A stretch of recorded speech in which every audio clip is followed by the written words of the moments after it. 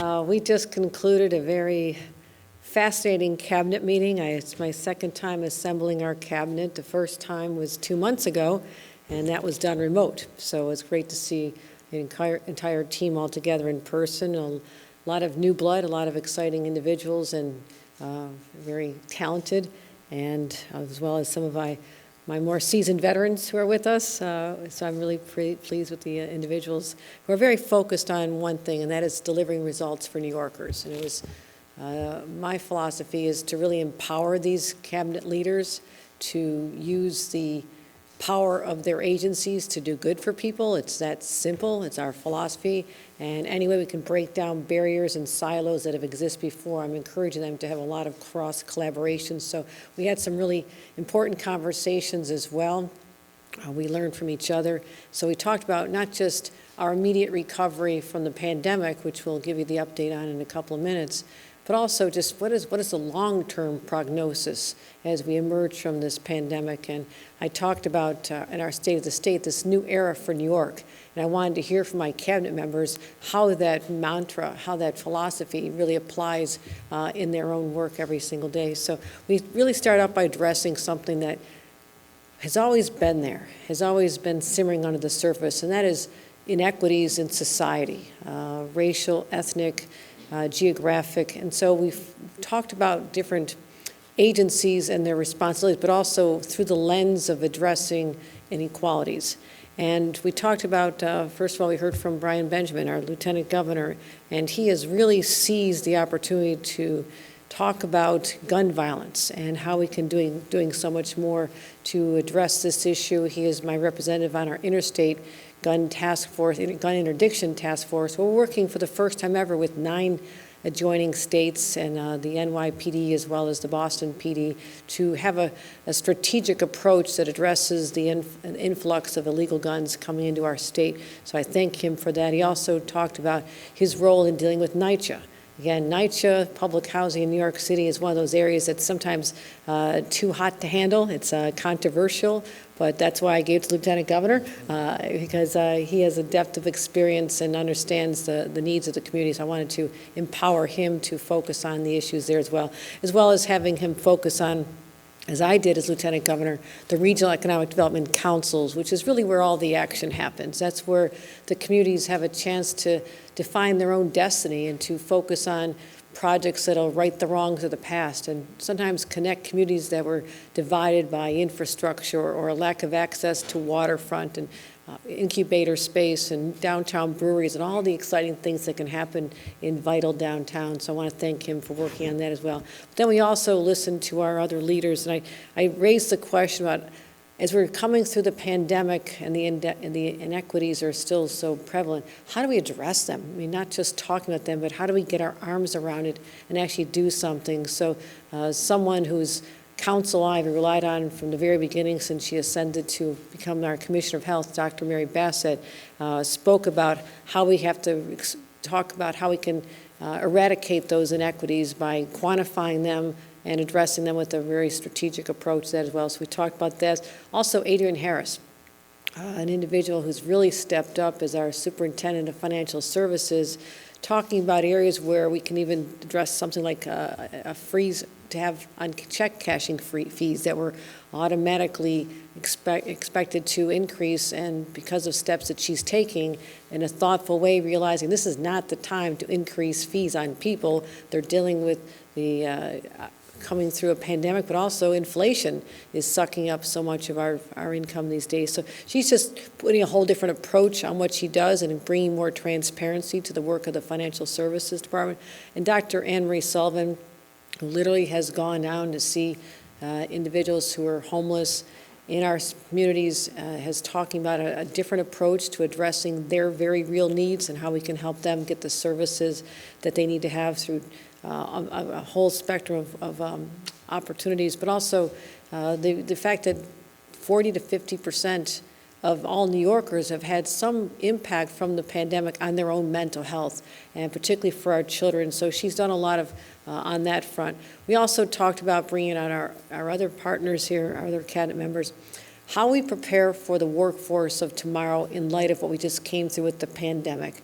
And Commissioner Reardon did an extraordinary job issuing, what's the number again? It was off the charts. Tell the benefits. Over $104 billion to 4.8 million New Yorkers. $104 billion in unemployment benefits, and that's how much, under normal circumstances, we would allocate in a 50-year period. 50 years. We did it in 2 years. That is extraordinary. So we talked about that, but also, what do we do now? How do we realize there are people who fell between the cracks or whose job was automated out of existence? How we get them into the workforce training that has to occur for us to emerge out of this stronger than ever before. So she talked about the career centers we have, partnering with SUNY and CUNY, and also the fact that by no longer requiring that financial assistance is available for part-time students, how transformative that simple change can be for individuals to have access to education.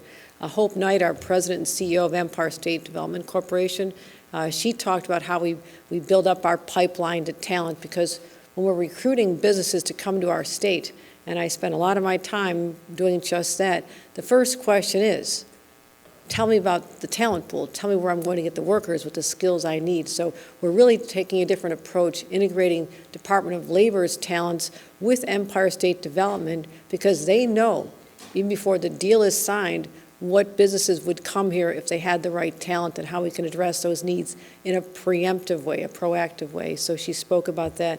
Basil Sagos talked about the unique opportunities we have as we continue to position New York State as a true leader in fighting climate change and creating green jobs, what those jobs look like, how we get people to train in those areas, so again, we can be ready and poised for the opportunities of the future. So he talked about how the Environmental Bond Act itself, $4 billion we proposed. That'll result in 84,000 jobs right there alone. And these are jobs to make sure that we have healthy drinking water and systems to make sure that we're resilient as well for the next major climate events. And also our offshore wind. What great possibilities we have with offshore wind. I was out there last week on Long Island announcing our first major wind farm. The rest of the world is watching what we're doing here in the state of New York, and it's a very exciting time for us. And also, lastly, I asked our cabinet members who are dealing with the whole specter of gun violence. And this is top of mind for most New Yorkers right now, and how it really, we went from being a very safe state to having a real problem with gun violence. But we're not alone, and that's an important point to make well known, is that the entire country is dealing with an increase in gun violence. But that doesn't mean we're not going to tackle this. You know, we can, while rates are going up all across the country, why can't New York State be one of the first that takes strong steps to eradicate this and make sure all New Yorkers feel safe? And so we talked to Superintendent of State Police Kevin Bruin, who talked about how we can use, and we're putting many more resources, you know, funding for more positions, and to put people into areas we hadn't needed to before, monitoring social media, finding out what individual gang members are talking about, or threats, or in one, you know, social media post showing a new gun they purchased. That's not legal. That gives an opportunity for us to interdict guns before they're used in a crime.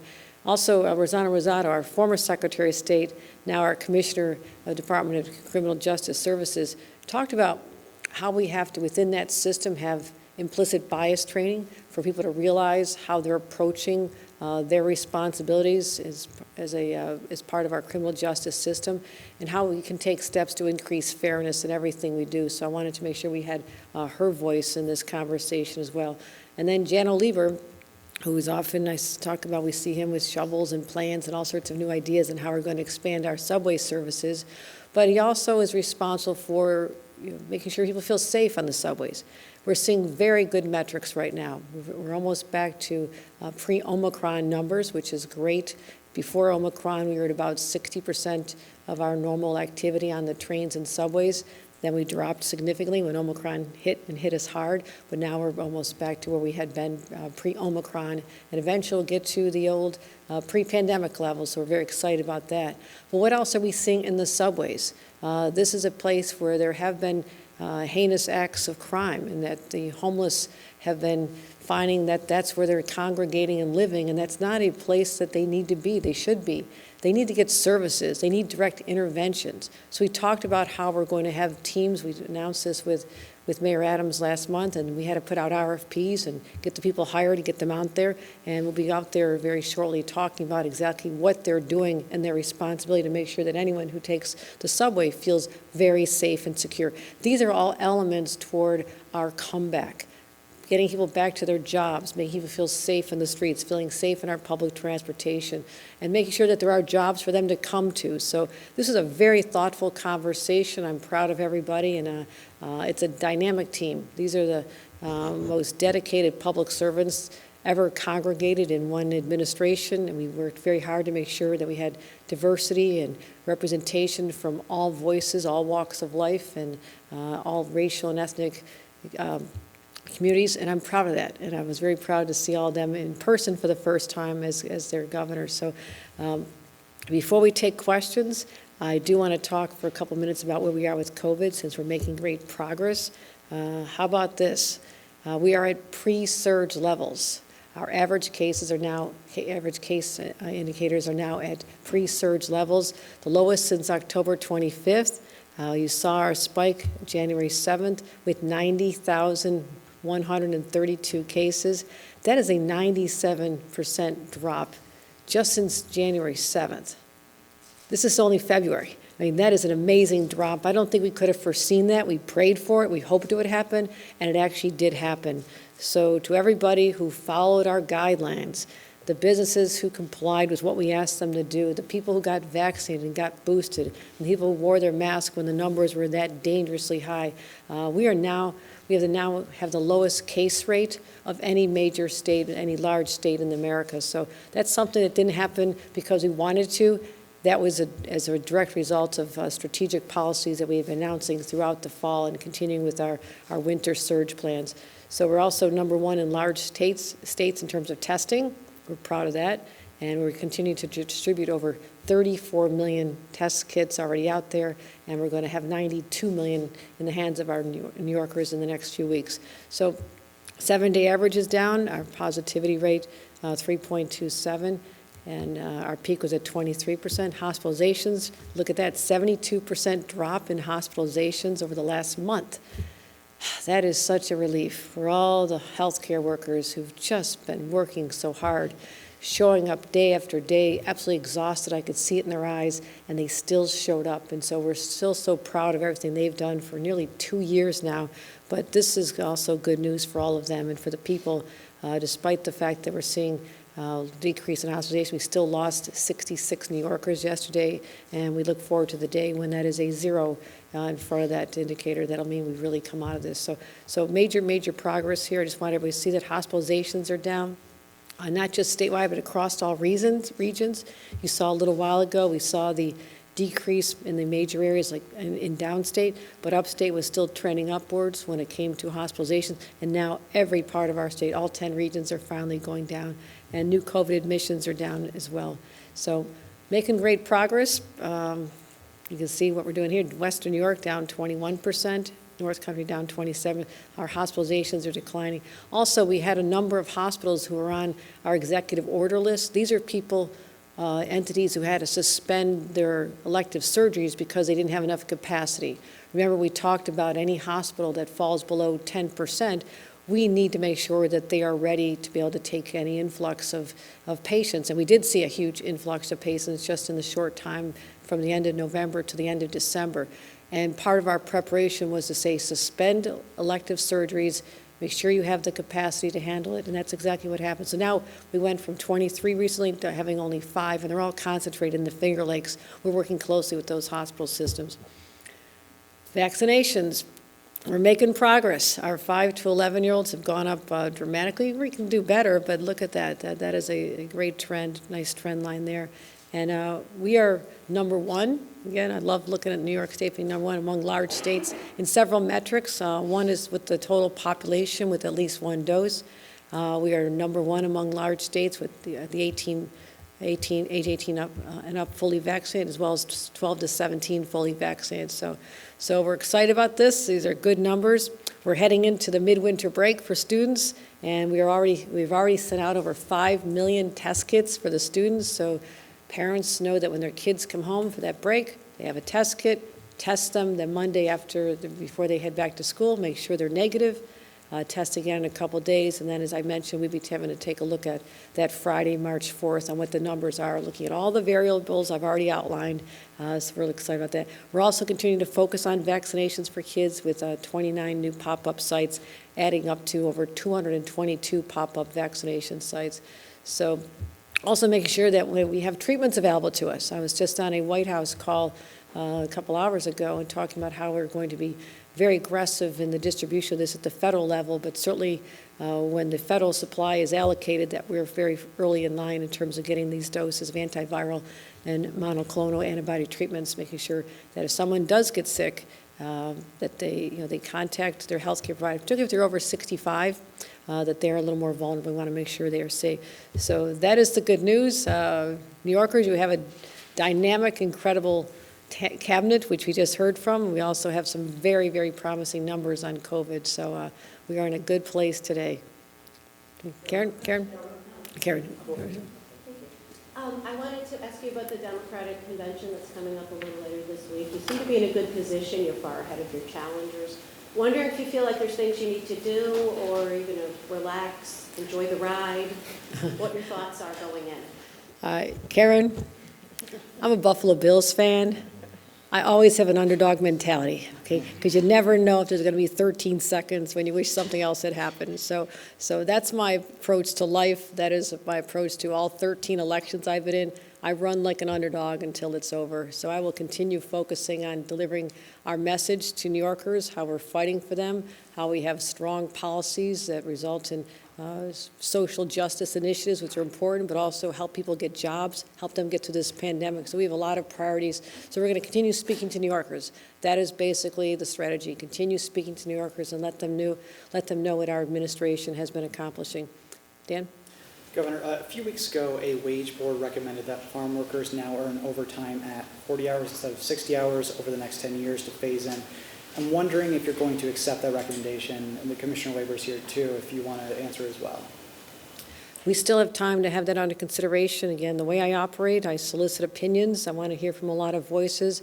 I actually had a very productive meeting with representatives of the agricultural community, the Farm Bureau, and we talked about where they are in terms of their needs, and there are many areas where we should be hitting this. One is that the federal government needs to step up and do what I asked them to do a decade ago when I was in Congress, and to free up more visas so they can get the temporary guest workers, and not just during the growing season or the planting to harvest, but also year-round for our dairy farmers. So I would love to see more workers in place, first of all.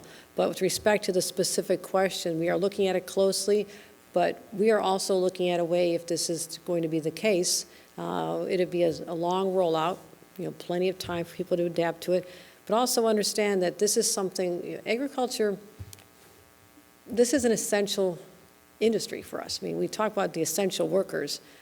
If we don't have this industry strong and viable, then the food banks that I visit down in the Bronx and in Queens and in Brooklyn, I just was a few weeks ago, they don't have the food through our nutrition programs that we ship down from our farmers. It's grown right here. We need to keep that lifeline open, as well as what they do for our schools and for our restaurants. So I understand the whole dynamic. I represent a very rural area with many farmers and dairy farmers in Congress. So we want to get it right for them as well, and make sure that we take care of our workers, give them what they need, but also give the farmers perhaps tax relief to help ameliorate the impacts. But it is not final, but we're getting close.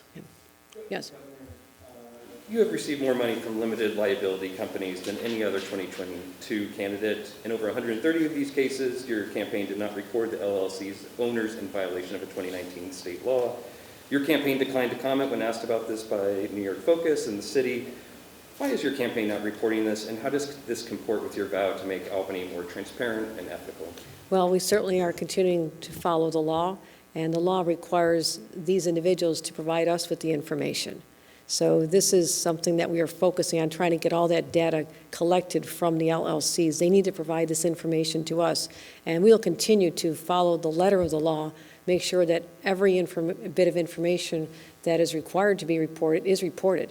I believe in this. I believe in these laws. They're important. They're important reforms, and my team will continue to make sure that the information is available as soon as we get it, as soon as we're able to get it from the individuals who've made those contributions. From people who don't proactively provide this information, and there's a difference between the letter of the law and what you said about making Albany like especially transparent and ethical. Right? No, we're continuing to get this information, and we'll make it available when we have it. You recently reiterated your support for having workers return to the workplace, but there are many workers out there who are enjoying the convenience of remote work, and they would say, the economy is still humming here. So I'm curious why you support, why you think it's so important to have workers return to the physical workplace, and what you would say to those workers who enjoy the convenience. Well, first of all, we're talking about specific geographic areas. When I made that statement, it was in New York City. New York City is the economic engine for the entire state of New York. Our budget is healthy when New York City does well and people are working in the city. So we want to make sure that people are getting back, taking the subways, which is why I'm focusing on subway safety, making sure that the culturals are vibrant and Broadway and the restaurants and the hotels are all active. What we're seeing is fascinating, and Jan Oliver just spoke about this, that we're seeing off-peak activity go way off the charts in terms of ridership, meaning people will come into the city for entertainment at night, or they'll go to performances or arts and culture, see their friends on a weekend, but they still won't go into the office. So they're out there. And just to get our community back in a place where we're still having those creative connections. I can't tell you how many business leaders, and whether it's a law firm or it's a financial service institution, whether it's a tech startup, what I don't want this young generation to miss, or this generation that's enjoying the experience, is the opportunity to evolve in their profession and to do better with mentorships and those relationships. So that, for me, is a lost art if people are isolated in their homes. But that being said, I also need this whole economy to come back. And particularly New York City has to be the vibrant place it was with people on the streets. It also becomes a safer environment when you don't have abandoned streets. The buildings are filling up, the subways are active. All of this has to come back again. Now, different parts of our state have a different experience. It may make sense for someone who has a long commute in the North Country to continue commuting remotely. So I was speaking to the New York City experience, to business leaders, and what it's going to take to bring back the New York City, Midtown in particular, economy. We have time for one more. Governor, on masks in schools, Dr. Bassett mentioned last week at a FIPIC meeting that there's no cut line that you're looking for in terms of a threshold of numbers, but you are looking at a lot of data. Is there any vaccination rate or any other data points that you're specifically hoping to see at a certain level when kids come back to school on March 4th, whether it be 50% vaccination rate among kids? Are there any numbers that you can give folks who are looking for a goal, like passing a test? I'm glad to have the opportunity to explain this, because there is a thought that this is a strategy that's going to be involved in looking at a specific number and saying, aha, we hit it, it's time to go back, or time to take the masks off. But I have to point out why that would be filled with shortcomings, that approach. What we were looking at this past fall was a decline in numbers. By mid-November, we could have said, the numbers are starting to feel, let's say the number is going to be, 3%. Within a very short time, we were at 23%. And I know that parents and school districts and superintendents, they want some certainty. They want to know the lay of the land. So we can't be doing this up and down effect of diminishing their confidence in all of us and in our system. So what I want to do is look at the variables that I've laid out all along. I will look at vaccination rates. And as you saw today, they are going up. When they were in the 20s, that was not sufficient. But there's not a magic number. I know the numbers are trending upward, and that is positive. I'm also going to look at what our infection rate is at that time, because I could throw out a number. I could say it's 3%, 4%. What if we never get to that number? If I say it's 2%? I don't want a specter where kids are going off to college wearing a mask because we came up with a number and we never met that number. We don't know. All we know is the numbers are trending downward in the right direction. And you combine that with infection rates, with a decline in hospitalizations, that has been very important to me. And also examining what pediatric hospitalizations are looking at that time. In December and early January, that was the headline news, the number of children being hospitalized. But now we have more kids being vaccinated. So it really is a holistic approach to it. But lastly, I'm going to tell you what I'm looking at as well. I'm looking at global trends, because November 26th was the first day that Omicron was even named as a variant. You saw what happened quickly in South Africa. It went from non-existent to off the charts. Same thing in England. If I start seeing trends that there's another variant out there, and I pray there's not, and we don't see that. I ask Dr. Bassett all the time, don't see any variants yet. I was just on my White House call, no variants yet. But I also have to reserve the right to make the decision that's going to affect thousands of children, millions of children in the state.